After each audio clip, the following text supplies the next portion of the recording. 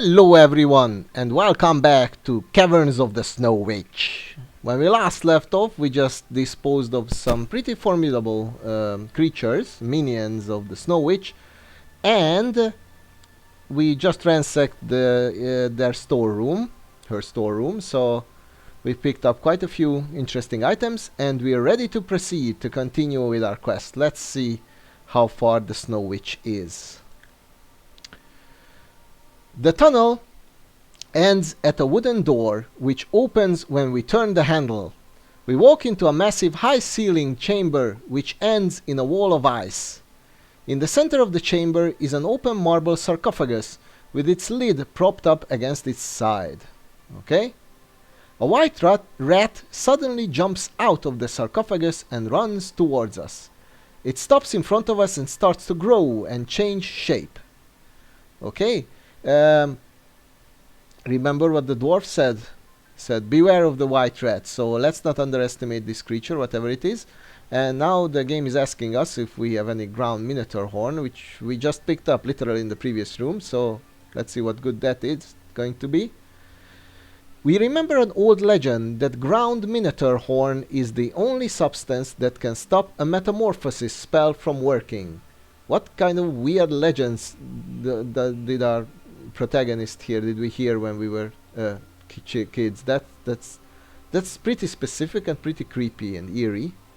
Anyway, we quickly sprinkle all of the powder on the growing creature and relax a little as it shrinks back to a white rat again. The legend was true.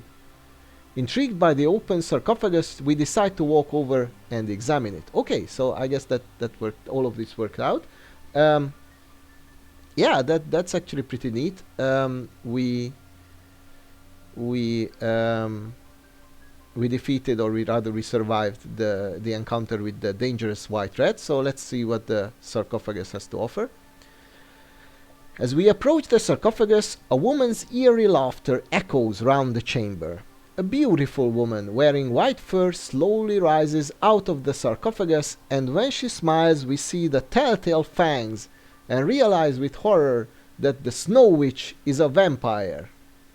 Okay, well, that's a lot of information in one paragraph. So apparently we found the Snow Witch, the antagonist. The main objective is to destroy this one, and apparently she's a vampire. That's not that shocking, I guess. And that still wasn't a very long adventure, I would say. I mean, we started out with one main quest, that is to destroy the creature, which turned out to be a yeti. Then we moved on to dispose of the Snow Witch, and well, here she is in front of us. Why is she sleeping in a fur? I don't get it. Okay. Anyway, we have garlic, which comes in handy. I knew that garlic would. I mean, garlic has saved us at least once or twice previously, so it's time to use it. This is the natural defense mechanism against vampires. The Snow Witch recoils from the garlic, giving us time to think. Okay, we are slow like that, but now we can gather our wits.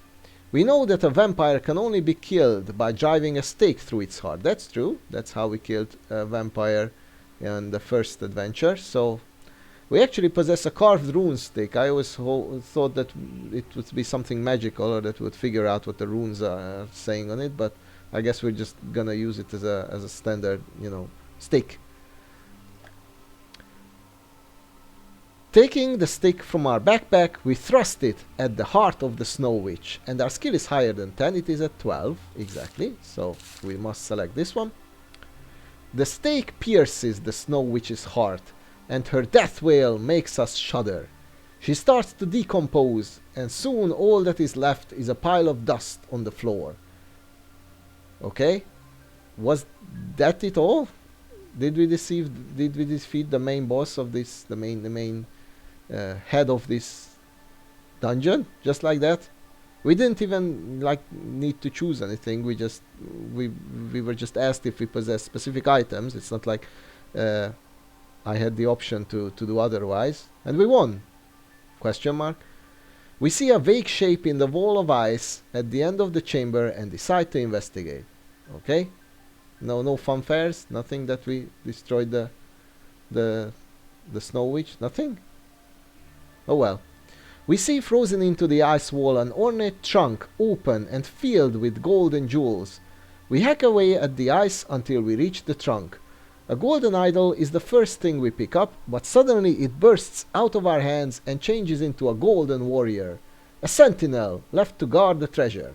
Okay, so I guess the legend was, the legend that the fur trapper has told us was true, that there is treasure found in the ice, also some skulls here of some poor previous denizens, or maybe slaves or prisoners, whatever, captured creatures. So we defeated the Snow Witch without any celebration and any fanfare, and now we get to fight the Sentinel. Well, I'm not too happy about that, because our stamina is down to 10, so let's consume some portions of provisions to get back up to, you know, some normal strength. I'm not going to eat more. Maybe we are going to we're going to find a way to restore some stamina. It's not a good idea to go next near the maximum amount. So yeah, 18 is going to suffice. I don't know how strong it is, but we have already destroyed the Crystal Warrior and the Snow Witch and all of her minions so far. So let's see how strong this Sentinel is. Well, with a skill of 9, I shouldn't have worried. It's not that formidable.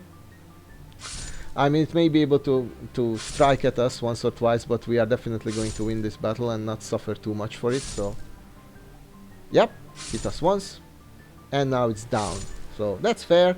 We lost 2 stamina points and we hit it 5 times. I guess that sounds like right.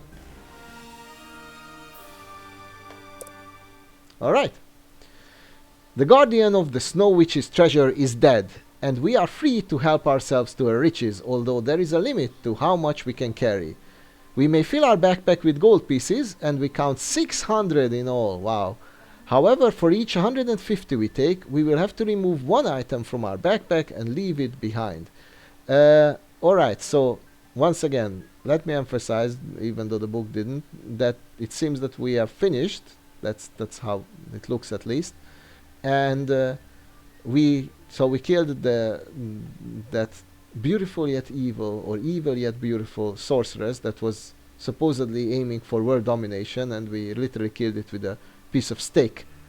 And we also reached her treasure, which is not that formidable. I mean, 600 gold pieces, and it's not bad, don't get me wrong, it's like a fortune, but it's not worth changing, I guess, either. Maybe she wanted domination to earn more gold, to obtain more gold. But anyway, I don't like this. We would have to lose items from our backpack, and the way this app works is that we would have to randomly remove some of our items, and we're not going to do that. We don't know what might come in handy, and I'd rather risk not taking gold than losing, you know, an item that we might need in the future. So we are actually not going to loot this place. Hopefully we will pick up some gold at least. I don't know why we don't have the option to pick up, like, I don't know, 10 and roll with it. But anyway, let's leave all the gold pieces here. Suddenly, we hear the sound of running feet coming down the tunnel towards the chamber. We stand up and draw our sword, wondering if we can survive much more hard combat. I don't wonder. I mean, we definitely can, I guess. We still have a potion of strength and final portion of provisions. So we're pretty good, I guess. 2 men suddenly appear at the door. A dwarf and an elf, but they do not look as though they are about to attack us. They are smiling broadly, and they both try to speak at once, the elf finally taking command. "You have killed her. We are free. We will soon be able to take off our obedience colors. Now we wish to repay you, my friend, by helping you escape. You cannot leave the caverns by the way you came, because the Snow Witch's followers are waiting for you, and the tunnels are alive with goblins." I'm not really scared of goblins of all things. After all these battles, I don't think that a goblin horde could stop us, but whatever. Our fellow elves and dwarves are battling against them now to give you time to flee. We must waste no more time. Okay, so especially if they're attacking them, I think it would be only heroic if we helped them and, won the battle. And just, I hesitate to use the word escaped, I just walked out that way. But anyway, to our surprise, the elf walks straight towards the cavern wall opposite the door and appears to pass right through it. Alright, it seems that there is more weird things that we haven't encountered. I mean, that might be a secret exit that the elf just showed us. Another one of the Snow Witch's illusions, comments the dwarf. An escape route she never got the chance to use. Ha ha ha. The trouble is, we've never used it either. The dwarf laughs to himself and walks towards the wall, us following behind. Walking through the illusion, we find ourselves in a narrow torchlit tunnel, which we walk down in single file. It soon ends at a junction and we discuss which way to turn. Okay, we could turn left or right. We've been turning right a lot of times, so let's turn left this time. Let's see what's there. Maybe it's not the right choice, but there is no indication what is the right choice. Nobody knows, so let's turn left.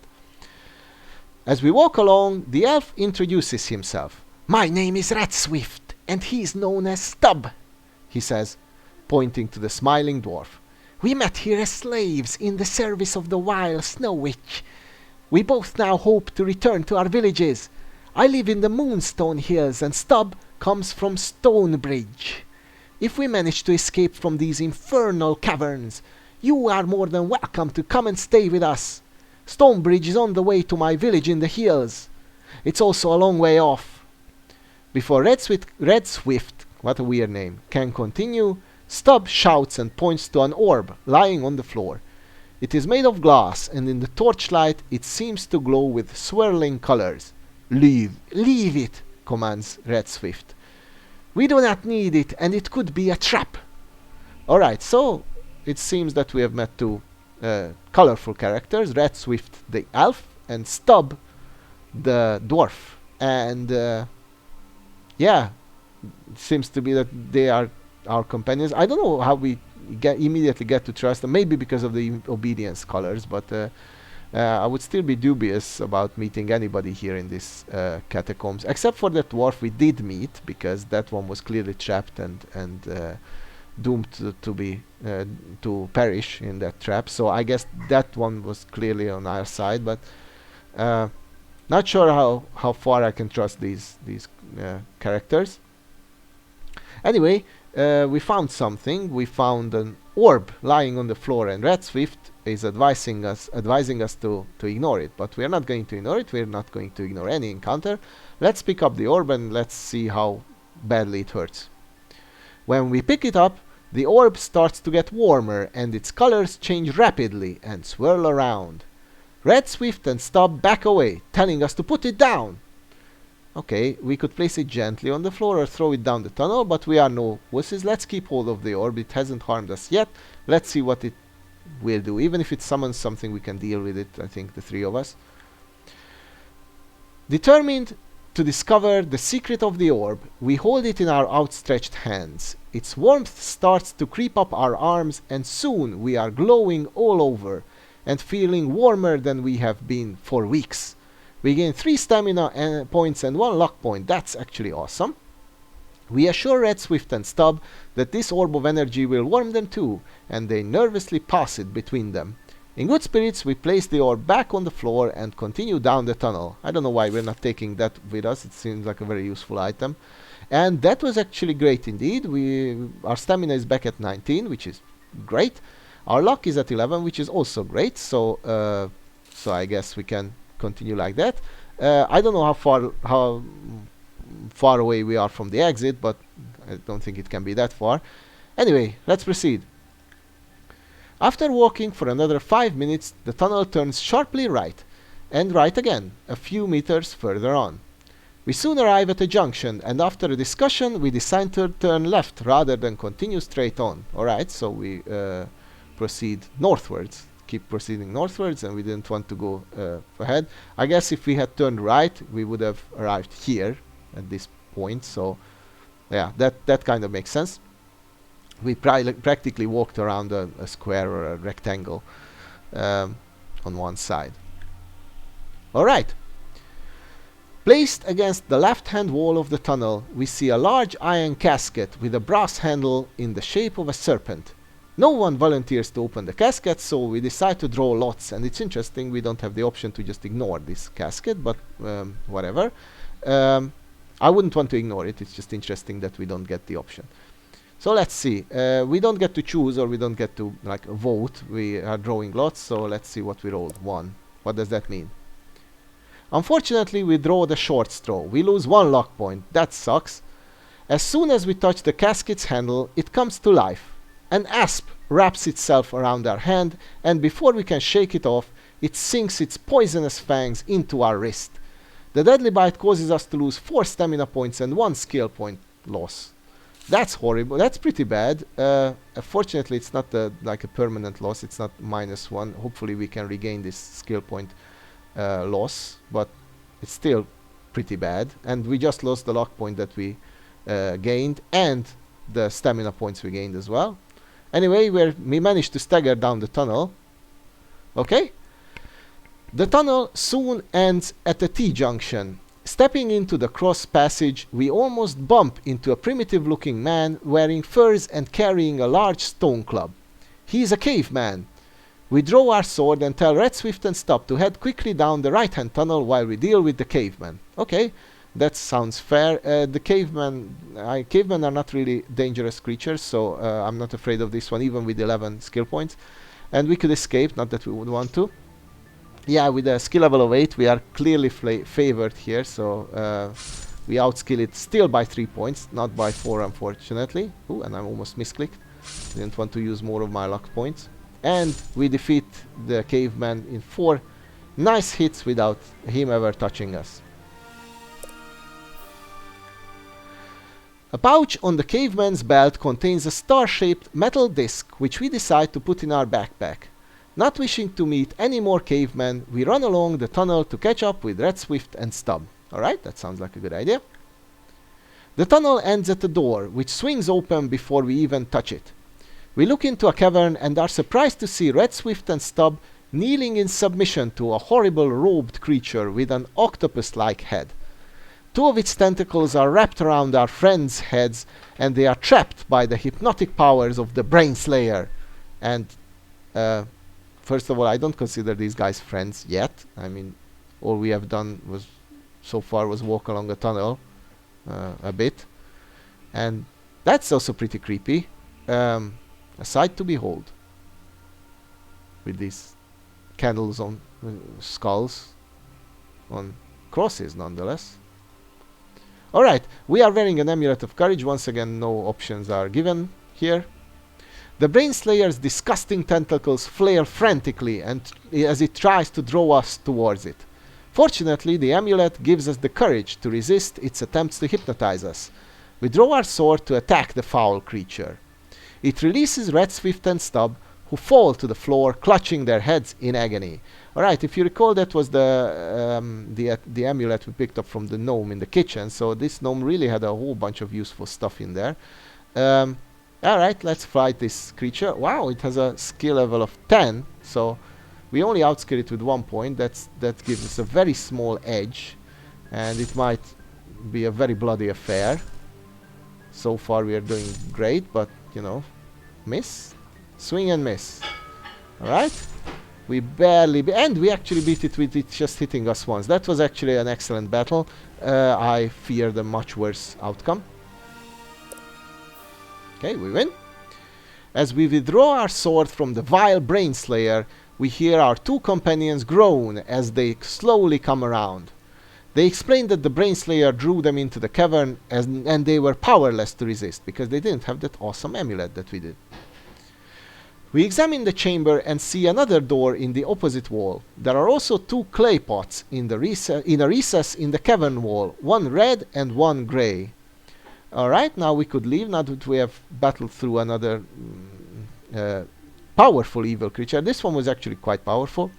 Now we could open the door, so just leave basically, or we could look inside the pots. I don't think that the pots are so dangerous that we cannot even look inside them, so let's look inside the red one first.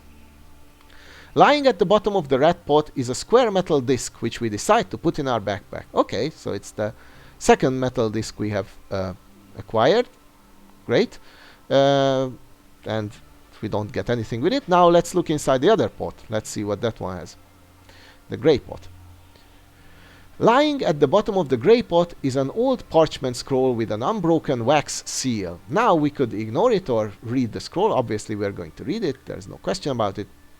As soon as we begin reading the scroll, the writing starts to fade. Now we have to perform a skill attribute test, and this time our skill level is at 11, so we have a theoretical chance of failing, but that was very small and we actually passed. Before the writing fades away, we learn a spell which will protect us against an attack by an air elemental. We gain 1 luck point. Alright, so we're back up to 11. It keeps, switching between 10 and 11, but 11 is fine, I guess. We memorize the words Gul Sang Abidar, then decide what to do next. And by deciding, I mean the only option we still have left is to leave the cavern by the door opposite. And we're gonna do that, but let's catch our breath. Let's mourn our skill point lost. And yeah, I'm going to make the cut of the video right here. I thank you all for watching, and I hope you'll join me next time as well when we continue our adventure with Red Swift and Stub. Hopefully, finally exiting this vile dungeon, and there can't be much more left of it. Bye bye.